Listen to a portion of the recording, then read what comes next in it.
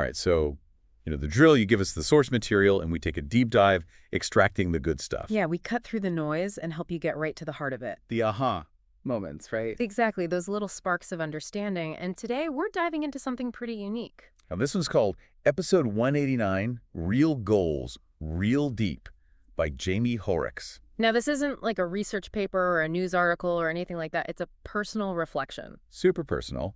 Jaime identifies as an elder, autistic, trans, and queer person, and they're really exploring how they came to understand goals in a whole new way. And a lot of that exploration happened through their medical transition and their connection with poetry, which is fascinating. Yeah, right off the bat, what struck me was how Jaime challenges the very idea of what a goal even is. Yeah. Like, what if we've been thinking about this whole thing wrong? Yeah, that's a great point. So in this deep dive, we're going to explore Jaime's unique perspective and see what we can learn from it. Hopefully you'll come away with some new insights about your own goals and what truly motivates you, especially if you've ever felt like you're not on that conventional track, the one everyone expects you to be on. Right, the follow your dreams path. Yeah, exactly. Yeah. So let's start with this whole idea of traditional goals. Okay, so imagine this. You're growing up and it feels like goals are just handed to you. Like they're prepackaged. Yeah, and they have to be measurable, something you can show off, And they're all tied to these specific stages in life. Childhood milestones, then education, then career, marriage, kids, retirement, the whole 9 yards. It's like there's this invisible checklist that everyone's supposed to be following. And if you fall behind or, you don't check off all the boxes, Then what? well, then you're not doing it right. Right, like you're somehow failing at life.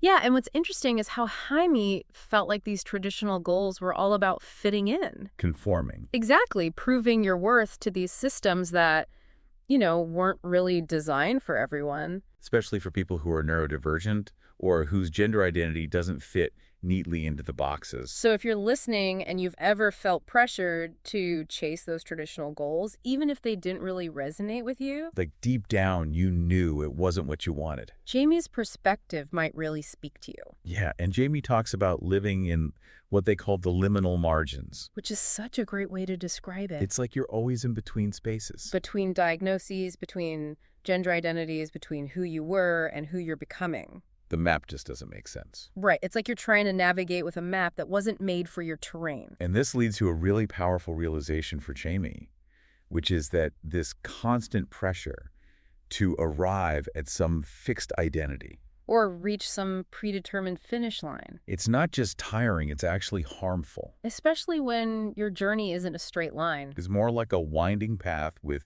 detours and unexpected turns. And that's okay. More than okay. It's actually kind of beautiful. Right. Being off the map doesn't mean you're lost. It might just mean you're on a more interesting route. And that brings us to this really fascinating concept that Jaime introduces. Neuroqueer goals. Yeah, forget the linear paths and the checklists. These goals are different. They're not about fixing something that's perceived as broken. Or reaching some arbitrary endpoint. It's not about measuring up to some external standard. It's about something much deeper. It's about finding those goals in the cracks and folds of just existing. Being present in your own life. Exactly. And it's about unmasking, shedding those behaviors and presentations that we've adopted. To navigate a world that wasn't really built for us. And then realigning with your own internal compass. The one that's always been there guiding you. So for you listening, this could mean paying attention to those subtle internal nudges, those feelings of resonance. The things that light you up, even if they don't look like traditional goals. And they might not make sense to anyone else. But they matter to you. And that's what counts. Now, Jaime talks a lot about transition in this piece.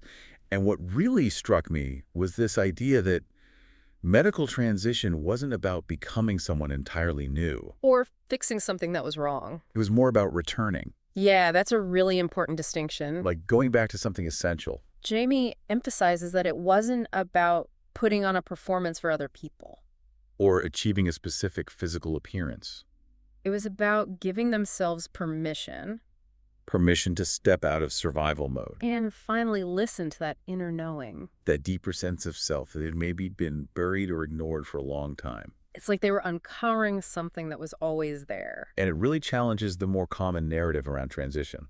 which often focuses on those outward changes. Yeah, like physical appearance, pronouns, social recognition. But for Jaime, it was so much more internal It was about self-discovery. and reconnecting with something fundamental within. And there's this really beautiful image that Jaime uses, the last person before gender. Like, imagine a self that existed before all the societal expectations around gender took hold. Someone who just was without the pressure to conform. Yeah, just pure being. And Jaime describes their transition as a process of walking back towards that state. Not necessarily forward to some fixed, authentic self within a binary. It's more about peeling back the layers. To reveal what was always underneath. And this is where the poetry comes in. Yeah, James' poems are so powerful. They're not just creative expression, they're like markers of internal goals lived into.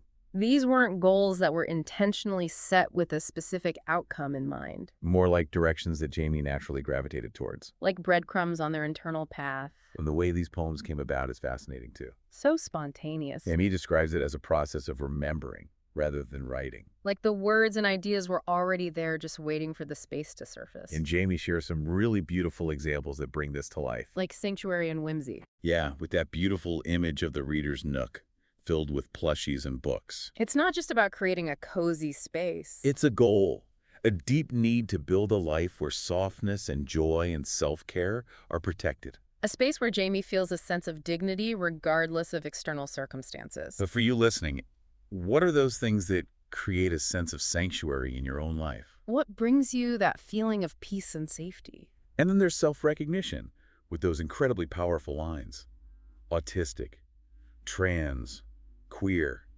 These are not faults. They are breath, bone, being. Wow, that's so powerful. It really highlights that the goal wasn't about seeking external acceptance. I'm trying to fit in. It was about this radical act of self-acceptance. Embracing your full identity without apology. Choosing yourself over seeking validation from systems that were never meant to understand you. And how about visibility on my own terms? Yeah, that one really speaks to the experience of systemic invisibility that so many marginalized people face. Those lines.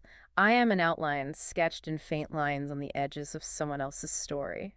It's like you're a footnote in someone else's narrative.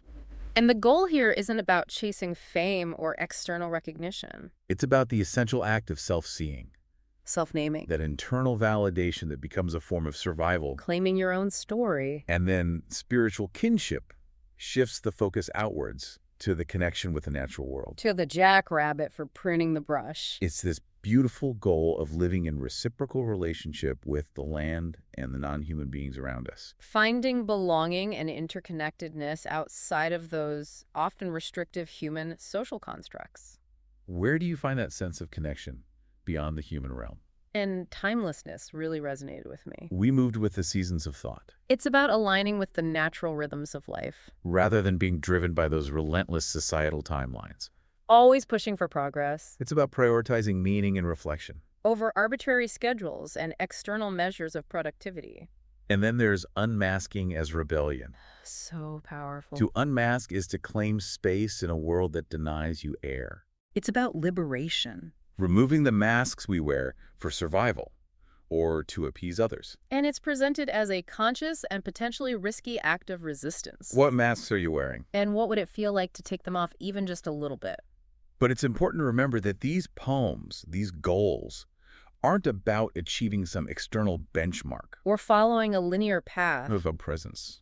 Cultivating internal alignment and authenticity in each moment. And this leads into the idea of moving beyond this binary of goal versus survival. Right, like it's not one or the other. Jaime describes feeling like a foreigner in systems that are built around neurotypical ways of thinking and binary understandings of gender. Like you're speaking a different language. Operating on a different wavelength. And it takes so much energy to navigate those systems. To try to fit in when you just fundamentally don't. And Jaime talks about building small sanctuaries. Not as a way to escape reality. But as places of truth. Where those internal rhythms and needs can be honored. Like that image of the reading nook. So essentially. And it's not just about these grand gestures of creating dedicated spaces. Right. It can be the little things. The everyday rituals. Like arranging your plushies. Rereading your favorite books. Using a specific mug. It's like you're saying, I have enough, I belong, even if only to myself. Those tiny acts of self-affirmation. And it all comes back to that quote that started this whole reflection. Deciding to transition was literally the first time I ever had a goal in my life.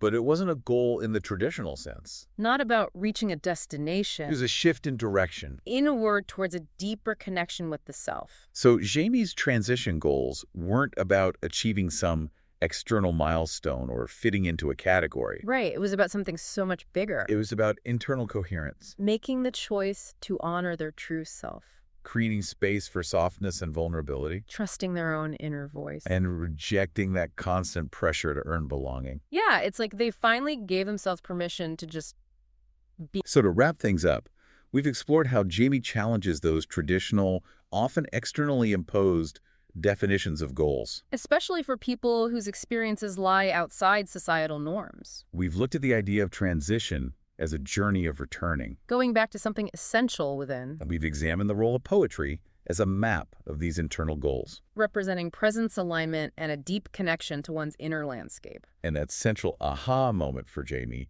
seems to be that transition didn't create new goals out of thin air. It unveiled goals that were always there. Deeply personal and focused on presence, self-acceptance, and an inward journey. So here's a question for you, our listener. As you reflect on Jamie's experience, what quiet, enduring truths, or maybe unrecognized internal maps, might already exist within you? How might shifting your perspective on what a goal really is lead you to a deeper understanding of your own unique journey?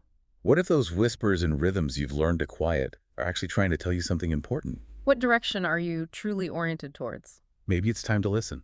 And see where it leads you. Thanks for joining us on this deep dive. See you next time. Bye.